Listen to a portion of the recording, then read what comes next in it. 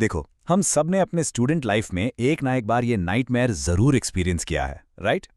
Imagine करो, कल सुबह आपका फाइनल एग्जाम है। रात के बज रहे हैं 2। आप अपने बेड पर बैठे हो, फुल फोकस के साथ पढ़ाई चल रही है, और सडनली आपका लैपटॉप क्रैश हो जाता है, या फिर ड्राइव से वो फाइल डिलीट हो जाती है जिसमें आपके सारे नोट्स थे। टेंशन से हालत बिल्कुल खराब हो जाती है ना? ऐसा लगता है कि बस अब सब खत्म, फेल होना पक्का है।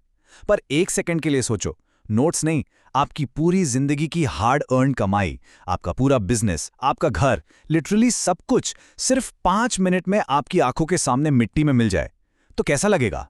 Imagine the massive scale of that panic. पूरा एग्जिस्टेंस हिल जाएगा बॉस।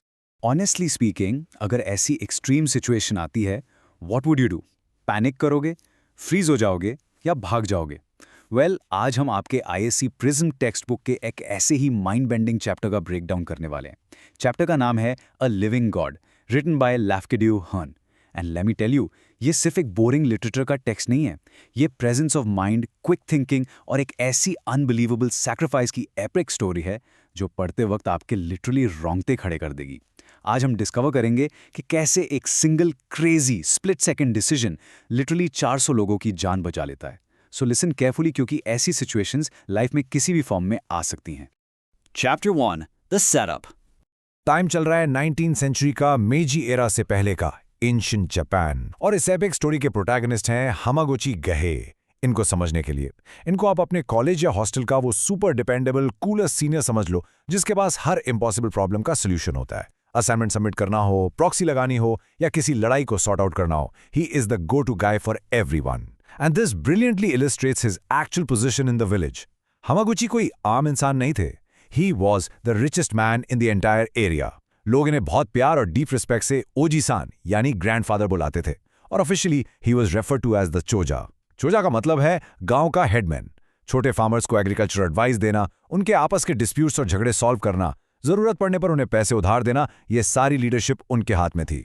इनका एक बहुत बड़ा सा फार्म हाउस एक हाई प्लेटो पर था, और उस प्लेटो से नीचे पहाड़ी के ढलान पर बसे हुए 90 घरों का पूरा विलेज एकदम क्लियर दिखता था। राइट बाय द वे, एकदम प्राइम लोकेशन।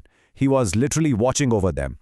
अब एक मस्त शाम का सीन इमेजिन करो। ऑटम का सीजन है, राइस क्रॉप इस साल बहुत अच्छी हुई थी, तो पूरा गांव नीचे उजिगामी कोर्टयार्ड में हार्वेस्ट फेस्टिवल मना रहा था। फुल ऑन पार्टी चल रही है, dance, paper lanterns, decorations, the whole shebang. पर यहां एक मैसिव कॉन्ट्रास्ट नोटिस करो। नीचे फुल ब्लोन पार्टी चल रही है, पर ऊपर अपने शांत फार्म हाउस में हमागुची अकेले रुके हुए हैं, अपने 10 साल के छोटे पोते दादा के साथ। क्यों? पार्टी में क्यों नहीं गए? क्योंकि उन्हें फिजिकली कुछ अजीब फील हो रहा था। हवा में एक अजीब सी, बहुत हैवी और ऑप्रेसिव गर्मी थी, और एक एक्सपीरियंस्ड, सीजन्ड हार्डन किसान होने के नाते हमागुची को डीपली पता था कि ऐसी अननेचुरल हैवी हीट किसी बड़े अर्थक्वेक का अर्ली वार्निंग साइन होती है। Something was definitely of. उनका इंस्टिंक्ट उन्हें चिल्ला चिल्ला कर बोल रहा था कि कुछ तो गड़बड़ है। Chapter 2, the silent tsunami warning. ये क्रीपिंग डेंजर का जो सीन है ना, ये बिल्कुल वैसा है जैसे आप आराम से लाइब्रेरी में पढ़ रहे हो, पिन ड्रॉप साइलेंस है, पर अचानक अंदर से एक स्ट्रॉन्ग गट फीलिंग आती है कि कुछ बहुत भयंकर होने वाला है। Let's see how this tension builds up step by step. पहले वो अजीब सी चुभने वाली गर्मी, फिर अचानक एक अर्थक्वेक आता है। पर ध्यान देना, ये कोई नॉर्मल झटके वाला अर्थक्वेक नहीं था। It was a long, slow, spongy motion. ऐसा लगा जैसे जमीन कोई स्पंज हो। घर हल्का सा हिला और फिर पूरी शांति छा गई, अ डेड साइलेंस। उसके बाद जो हुआ, that is the most terrifying part. Hamaguchi जब अपनी बालकनी से समुंदर की तरफ फिक्सली देखते हैं, he notices something absolutely horrific. The sea darkened, समुंदर का पानी अचानक काला पड़ गया, एंड देन द वाटर, पानी लैंड से तेजी से दूर भागने लगा। The ocean was literally running away towards the horizon. एक सच बताऊं, यहां पर एक शार्प क्वेश्चन बनता है, और मैं चाहता हूं आप सब रिलेट करें। ऑनेस्टली बताना, अगर आप किसी बीच पर दोस्तों के साथ चिल कर रहे हो और समुंदर अचानक पीछे चला जाए, सूखी जमीन, नए रॉक्स और समुद्री क्रीचर्स दिखने लगें, तो क्या आप एक्साइटमेंट में फोटो खिंचवाने उधर भागोगे, रील्स बनाने जाओगे? गाइज, ये मिस्टेक बिल्कुल मत करना। It is a fatal trap. पर उन इनोसेंट गांव वालों ने एग्जैक्टली यही गलती की। नीचे फेस्टिवल सेलिब्रेट कर रहे लोगों ने जब इस अजीब फिनोमिनन को देखा, तो आउट ऑफ श्योर क्यूरियोसिटी सब अपना डांस छोड़कर उस बड़े बीच की तरफ भागे। उन्हें लगा कि नेचर कोई जादू दिखा रही है, कोई मेला लगा है। Now, what's really interesting here is the deadly difference in perception. एक तरफ सारे गांव वाले अमेज्ड हैं, कंफ्यूज्ड हैं और वाटर लेवल के पीछे पीछे उस नंगी जमीन पर भाग रहे हैं। उन्हें आने वाले डिजास्टर का कोई आइडिया भी नहीं था। पर दूसरी तरफ हमागुची का एक्सप्रेशन देखो। उन्होंने अपनी लंबी लाइफ में कभी पर्सनली ऐसी चीज नहीं देखी थी, लेकिन उन्हें इमीडिएटली अपने दादाजी की बताई हुई एंशिएंट कोस्ट ट्रेडिशंस याद आ गईं। He knew exactly what that monstrous ebb signified. उन्हें एक फ्लैश में समझ आ गया था कि ये रिट्रीटिंग सी एक मैसिव सुनामी का साइलेंट वार्निंग है। मौत लिटरली दबे पांव पीछे जा रही थी ताकि पूरी ताकत से आगे स्ट्राइक कर सके, and he was the only one who knew. Chapter 3 The $1 Million Sacrifice. अब हामागुची के सामने एक इम्पॉसिबल सिचुएशन खड़ी हो गई थी। नीचे पूरा गांव उस खतरनाक बीच पर खड़ा था और समुद्र में मौत का पहाड़ उनकी तरफ बढ़ रहा था। टाइम इतना कम था कि किसी मैसेंजर को नीचे भेजकर वार्न नहीं किया जा सकता था। पहाड़ी पर बने मंदिर की बेल बजाने तक का टाइम नहीं था। उन्हें एक ब्रूटल स्प्लिट सेकंड डिसीजन लेना ही पड़ेगा। So he needed a master stroke. जैसे ब्रूटल वाइवा एग्जाम के दौरान जब एक्सटर्नल एग्जामिनर फेल करने पर तुला हो और आप पूरा प्रोजेक्ट बचाने के लिए एक वाइल्डली रिस्की गेस मारते हो ना, बस वैसा ही हामागुची का इमरजेंसी एक्शन प्लान क्या था। स्टेप 1, उन्होंने अपने पोते तादा से तुरंत एक पाइन टॉर्च मंगवाई। स्टेप 2, वो तेजी से भागकर अपने उन खेतों की तरफ गए जहां उनकी सारी जमा पूंजी, उनका सारा कैपिटल ड्राई राइस टैक्स के फॉर्म में हार्वेस्ट होने के बाद पड़ा था। स्टेप 3, उन्होंने अपने खुद के वैल्यूएबल राइस टैक्स को एक एक करके आग लगा दी। Think about that for a second. He set his entire wealth on fire. जानबूझकर। ये सब देखकर उनका बेचारा 10 साल का पोता तादा पूरी तरह टेरर में आ गया। Just imagine the trauma. आपका दादाजी अचानक बिना कुछ बोले आपकी सारी प्रॉपर्टी, घर की कमाई, खाना सब जला रहा हो। तादा रोते हुए उनके पीछे भागा और चिल्लाने लगा, ओजी-सान वाई, ओजी-सान वाई वाई। उस छोटे बच्चे को कंप्लीटली यकीन हो गया था कि स्ट्रेस या उम्र के मारे उसके दादाजी कंप्लीटली पागल हो गए हैं। He lost his mind. पर हामागुची के पास रुककर उसे एक्सप्लेन करने का एक सिंगल सेकंड भी नहीं था। उनके दिमाग में सिर्फ और सिर्फ वो 400 जिंदगियां घूम रही थी जो नीचे बीच पर घूम रही थी। पहाड़ की चोटी से आसमान छूती हुई आग की लपटें और धुआं देखकर मंदिर के एकोलाइट ने फ्रैंटिकली बेल बजाना शुरू कर दिया। नीचे गांव वालों ने जब अपने सबसे रिस्पेक्टेड छोजा के खेतों को जलते देखा तो वो सब आग बुझाने के लिए पहाड़ की तरफ भागे लाइक अ स्वॉर्मिंग ऑफ एंट्स। जब कुछ एक्टिव और एजाइल यंग लड़के सबसे पहले पहुंचे और उन्होंने आग पर अटैक करना चाहा पानी डालने के लिए, तब हामागुची ने दोनों हाथ फैलाकर उन्हें जोरदार आवाज में रोका। Let it burn lads, let it be, I want the whole mura here, there is a great danger, ताए हिंदा। Think about the sheer dramatic irony here. Furious गांव वाले पानी डालकर आग बुझाना चाहते हैं जबकि वो टोटली ऑब्लिवियस थे कि असली खतरा, मौत का खतरा, उनके पीछे समंदर में बन रहा है। इस मैसिव नंबर पे एक मिनट ध्यान दीजिए, 30,000। लेफ्केरियो हर्न इस टेक्स्ट में एक बहुत चिलिंग डिटेल मेंशन करते हैं। एग्जैक्टली ऐसी ही एक एक्चुअल डिजास्टर 1896 में जापान में आई थी और उस एक रात में एक सिंगल सुनामी ने ऑलमोस्ट 30,000 जान ले ली थी।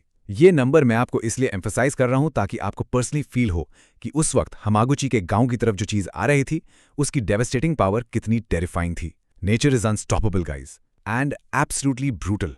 जब फाइनली सारे लोग, बच्चे, बुजुर्ग, मदर्स भागते भागते पहाड़ के सेफ्टी पॉइंट पर पहुंच गए, तब हामागुची ने उन्हें लाउडली पीछे मुड़कर ओपन सी की तरफ देखने को कहा। And then the tsunami struck. धुंधले होराइजन पर अचानक एक डार्कनेस बढ़ने लगी जो एक टावरिंग क्लिफ यानी सीधे पहाड़ की तरह उनकी तरफ उड़ते हुए आ रही थी। एक ऐसा शॉक आया जिसकी आवाज किसी भी थंडरिंग क्लाउड से 1000 टाइम्स हेवियर थी। A massive storm of spray. उस वेव ने किनारे को इतनी ताकत से हिट किया कि उन हिल्स में एक कपकपी दौड़ गई और जब पानी पीछे हटा, boom, the village was wiped off the map. कुछ नहीं बचा, सिर्फ और सिर्फ जमीन के छिथड़े उड़ गए थे।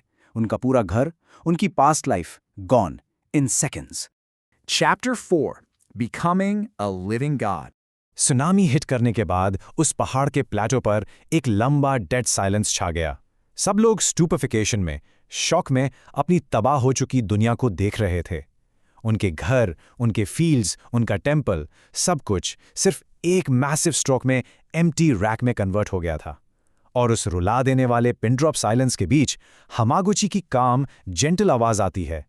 बिना किसी प्राइड या घमंड के वो धीरे से कहते हैं, That was why I set fire to the rice. Literal goosebumps. The crucial point here is, उन्होंने अपनी आंखों के सामने अपना खुद का टोटल फाइनेंशियल रूइन एक्सेप्ट कर लिया था एक कैलकुलेटेड मूव की तरह, ताकि ये लोग उस आग की तरफ अट्रैक्ट हों और अपनी जान गंवाने से बच जाएं। अपने लोगों के सामने उनका लीडर खड़ा था, जो अब फिजिकली गांव के सबसे गरीब इंसान जितना गरीब हो चुका था। उसका सब कुछ जल गया, but his mental strength, that was absolutely unbeatable. अब दूसरे नंबर पर फोकस करो, 400। हामागुची ने अपनी पूरी दौलत परमानेंटली खो दी। ही लॉस्ट एवरीथिंग, बट इस इनसेन प्रेजेंस ऑफ माइंड के चलते उन्होंने 400 लिविंग ह्यूमंस को बचा लिया था। जब ये डीप रियलाइजेशन लोगों को हिट हुआ ना, तो सारे विलेज हेडमैन रोते हुए हामागुची के सामने धूल में झुक गए, प्रोस्ट्रेटेड देमसेल्व्स। छोटा तादा भी दौड़कर अपने दादाजी का हाथ पकड़ लेता है, सिसकीते हुए सॉरी बोलता है कि उसने उन्हें पागल समझा था। Everybody finally woke up to the fact कि वो आज जिंदा क्यों है, किसकी वजह से है। और यहीं से क्लियरली समझ आता है हमारी आज की इस नैरेटिव का कोर टाइटल, अ लिविंग गॉड। जब बाद में गांव दोबारा रीबिल्ड हुआ, तो इन गांव वालों ने हामागुची को सिर्फ एक ड्राई थैंक यू बोलकर बात नहीं खत्म की। नहीं boss, they built a temple in his honour. उन्होंने उन्हें फॉर्मली एक गॉड डिक्लेयर कर दिया, हामागुची डायोमियोजिन। लेकिन सबसे माइंड बेंडिंग फैक्ट पता है क्या है? हामागुची उस वक्त फिजिकली जिंदा थे। वो अपने उस पहाड़ी वाले नए थैश्ड घर में अपने पोतों के साथ नॉर्मल ह्यूमन लाइफ जी रहे थे। और एग्जैक्टली उसी वक्त नीचे मंदिर में लोग उनके स्पिरिट की भगवान मानकर पूजा कर रहे थे। एक ऐसी लेवल की रेवरेंस, ऐसी डिवोशन जो नॉर्मली किसी जिंदा मॉर्टल मैन को नहीं मिलती। That is the ultimate respect. So, as we close this deep breakdown, मैं आप सबसे एक real tough question पूछना चाहता हूँ।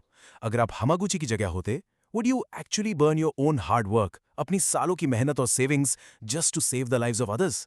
That takes immense guts. और यही इस amazing text का major takeaway है, presence of mind in crisis, और ultimate selfless sacrifice.